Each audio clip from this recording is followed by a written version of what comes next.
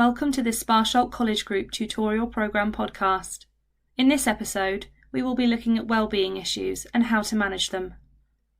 Part 1. We know that there are times or situations in our lives that are more difficult than others.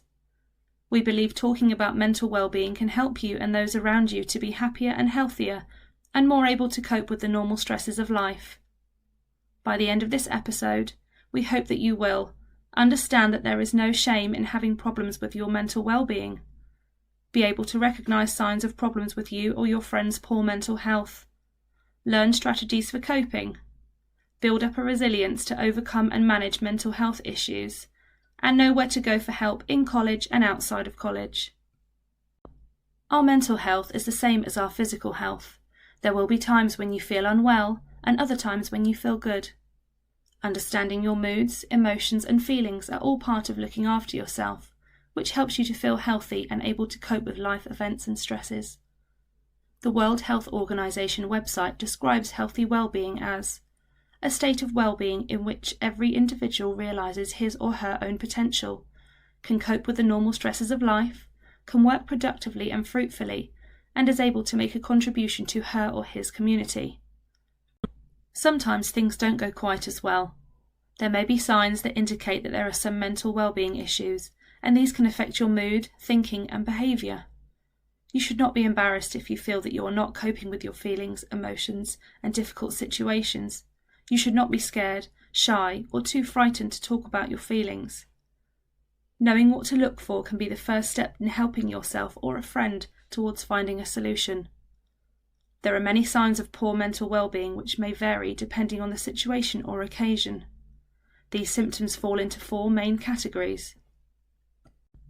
Emotions or feelings, for example, feeling sad, guilty, upset or numb, losing interest or enjoyment in doing things, crying a lot more than usual, feeling alone even if you are in company, and feeling angry and irritated about the slightest thing. Physical or body signs, for example, tiredness, lack of energy, restlessness, sleep problems, feeling worse at certain times of the day, usually the morning, and change in weight, appetite and eating. Thoughts, for example, losing confidence in yourself, always expecting the worst to happen, thinking that everything is hopeless, thinking that you hate yourself, poor concentration and memory, and thoughts of suicide. Behaviour, for example, having difficulty in making decisions, can't be bothered with anything, putting things off, not doing things you used to enjoy, and cutting yourself off from your family and friends. It is quite normal for a young person to experience difficulties with managing their emotions, bursting into tears, and feeling angry and stressed. It is all part of being human. If you are aged between 16 and 20, you are classed as an adolescent, which is the time between childhood and adulthood. It is a time of tremendous change. During these years, physical, emotion and intellectual growth occurs at an alarming speed, challenging you to adjust to a new body, a changing social identity and new experiences. Everyone feels sad sometimes. Sadness is a normal human reaction to different life changes and events. Sometimes distressing things happen in your life or have happened in the past, which understandably affects how you feel. Events such as a bereavement, a relationship or friendship ending, or moving home will all be difficult and upsetting. You may feel angry, sad, resentful and frustrated about these unhappy events, which is a perfectly normal reaction. It can be frustrating, especially when you are dealing with a situation that feels unfair. Remember that it is okay to be sad. It is okay to be angry.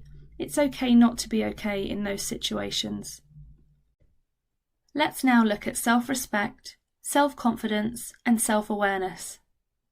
Self-respect is about loving yourself and treating yourself with care. It is about setting boundaries, knowing what you stand for and what your values are. You should take care of yourself, eat well and take part in activities that you enjoy. Spend time with people that make you happy. Think about ways that you can take care of yourself more, such as swapping junk food for fresh food or trying to get more sleep. Self-confidence is an attitude about your skills and abilities. It means you are aware of your strengths and weaknesses, and you have a positive view of yourself.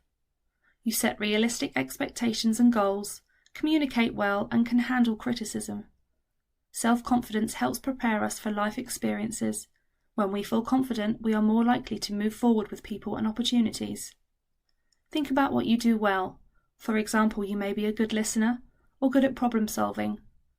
Also, think about what you do not do so well. You do not have to be good at everything. It is important to know your limitations and be okay with them.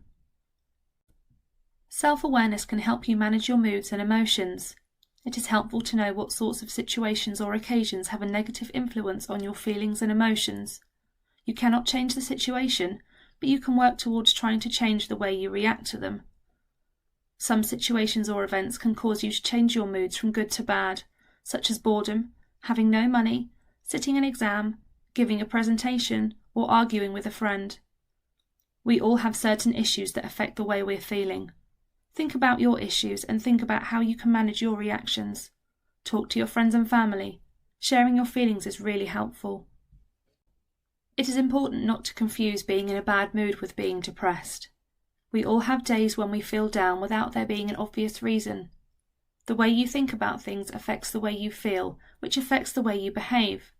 However, if you do think you have some mental health issues, what do you do next? If you have serious concerns for yourself or for a friend, you can do something about it. Don't be embarrassed to talk about your feelings, and don't think that you are the only person that feels that way. It's a good idea to write things down when you are worried or upset. Ask yourself, what feelings or emotions am I feeling? What is making me feel like this? What happened to make me feel sad, stressed, angry, or anxious? Is there a situation or occasion when you have the same feelings and emotions? When you have spent some time thinking things through, talk to a friend or a member of your family about how you're feeling. They know you well and can provide you with support. You can also talk to your teachers if you feel stressed about your studies or college workload. Talking to your progress coaches will also be useful as they know you well. You can contact the College Counselling Service by emailing counselling@andover.ac.uk for Andover or counselling@sparsholt.ac.uk for Sparsholt.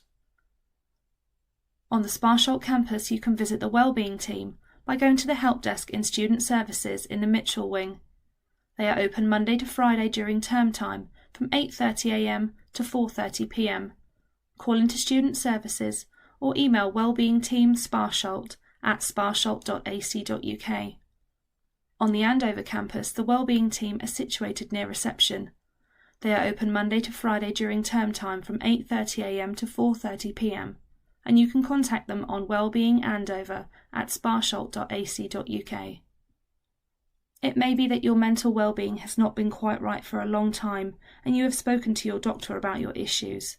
Perhaps you are on medication.